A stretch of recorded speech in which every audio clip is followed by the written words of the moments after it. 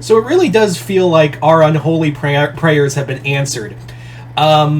It was announced yesterday, and if you're wondering why I didn't do a video on this sooner, was because I was just tired, and I also was like, I'll talk about it tomorrow. And tomorrow is here because, like I said, unholy prayers have been answered. Mike Flanagan will be directing the next Exorcist film for Blumhouse.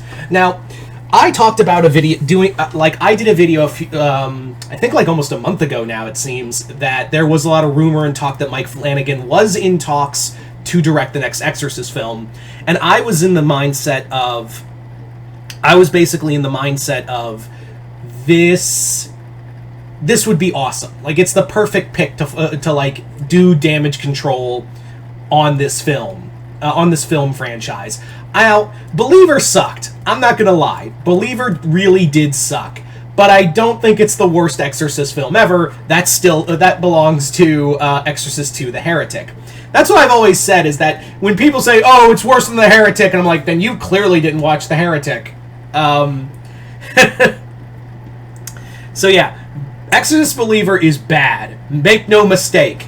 But it is not Exorcist II Believer level awful.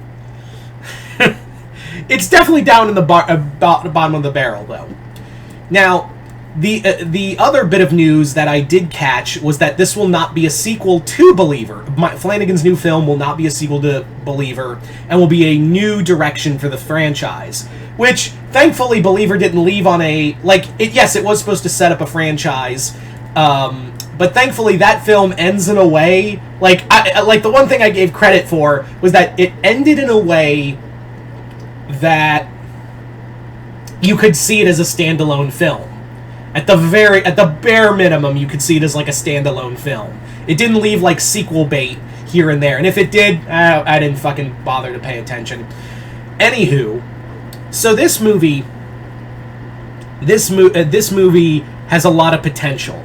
I did a video also talking about, like, is Blumhouse hitting a rough patch or on the decline? Keep in mind, like, Blumhouse is still, like, on my shit list, and there's another reason, we'll get into that. I thought I'd share it in this video. But Blumhouse needs to really reel me back. Like, I'm still interested in Lee Whannell's Wolfman. I'm obviously now engaged with this new Exorcist franchise because Mike Flanagan is one of my favorite directors working in Hollywood right now. I love Dr. Sleep. I love Dr. Sleep more than The Shining. There, I said it. Yeah. Some straight up heresy right there, I know, but yeah, I like Dr. Sleep. And also, I think it's not so much Blumhouse trying to get me back. It's not so much, oh, Blumhouse is learning from their mistakes. It's more along the lines of, I'm trusting these directors. Like, if Lee Whannell didn't come back for Wolfman, I'd have way more concerns. And I did for a bit until Lee Whannell came back to do the Wolfman project. It's the same thing with, if they tried to force David Gordon Green after he stepped away from the project, or find Joe Schmo to do Exorcist Deceiver, I would not fucking care. And I think it's more of, I trust these directors more than I trust the company. And hell, I'm still, like, in my back of my head, I have a fear that there's always that fear that Flanagan could just be like, oh, creative differences have made us split ways. But I don't think Blumhouse can really afford that, nor can Universal Studios, because here's the thing. Universal and Blumhouse spent $400 million on this property. And they have the film rights for a reason. They want to get that money back no matter what. So they have to get their money back in one capacity or another. And if it means getting the guy who did such great films as they had to I don't know how, like, I don't know if it was like a picture deal or how much they were going to pay Flanagan, but yeah, I don't know how much, if he got a picture deal out of it with Universal and Blumhouse, or if they gave him a shit ton of money, or both. That could have easily been the thing. But I guarantee you, they'll be like bukkake-ing Mike Flanagan's name all over this film. Like, they'll be calling it Mike Flanagan's The Exorcist. or, you know, from the mind of Mike Flanagan, or something of that nature. And again, not to, you know, toot his horn already, but like I said, Flanagan is a director I fully trust with this franchise. It actually is very much up his alley, character drama wise. You know, I think people forget that the original Exorcist film is very much a drama as it is a horror film.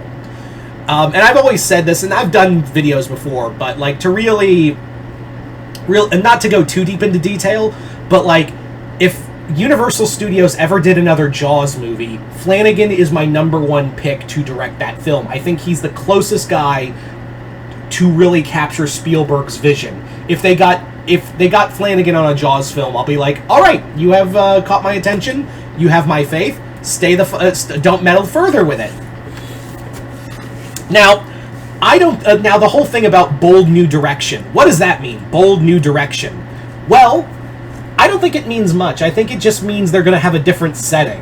This will be not a trilogy. They've said like this won't be the start of a trilogy like David Gordon Green's. This will just be like from what I'm hearing in some reports is that it'll just be like a standalone film, and if it does well, they'll do another in that universe. So I think that's what you should have done, rather than count your chickens before they hatch. So I think that's a smart thing to do. I also think that like Flanagan's only going to want to do one film anyway, so and maybe you can get enough money back for this to do like get another great horror director. I kind of want to see what if they could get Ty West. Most of you guys would know best as the director of X, Maxine, and Pearl. Pearl's my favorite of that series. I know Maxine hasn't come out yet, but as it stands, like Pearl, then X. X was good, but I like Pearl more as a film.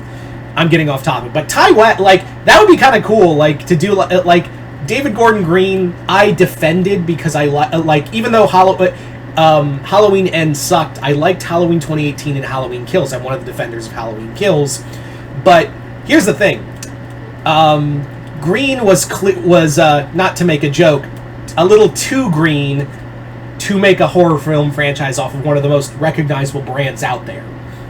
Flanagan's got enough credibility to him and shown that he can work with a property and make it amazing. Like obviously he did Dr. Sleep, a direct sequel to The Shining.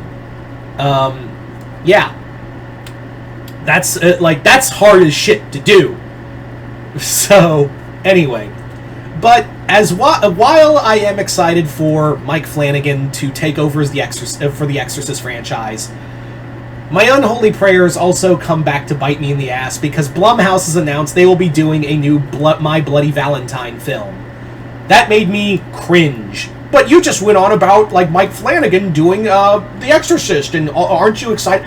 I said I'm more interested in like the director than I am the studio. Blumhouse has shown that they've shown several times now in recent years, including Believer, including Night Swim and their original IPs. It makes me worried for this film franchise. Now, we don't know if this is a remake or a requel. I think it will probably be a requel to My Bloody Valentine. And My Bloody Valentine is one of my favorite horror movies of all time, slasher films of all time. And again, I think it'll be, like, they haven't said if it's a remake or a requel. I think it'll be a requel, since requels are the big thing now. And they already, like, saw dollar signs from Halloween 2018. Not so much Halloween Ends, but Kills and Halloween 2018 did really well. So they'll probably try to do that, try to capture lightning in a bottle twice, at least the first two bottles, not so much the third one. And I don't have faith for it. I have faith for Black Phone 2 because we have the cast coming back. We have the director coming back.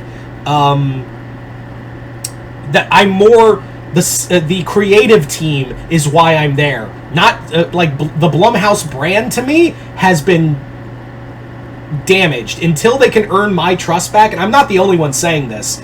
I know I'm not the only one saying this, but and I'm not trying to be like, oh, hyperbolic and whatever, but like, yeah, the Blumhouse brand for me in recent films, including like Five Nights at Freddy's, which it did really well, but that movie was just not good.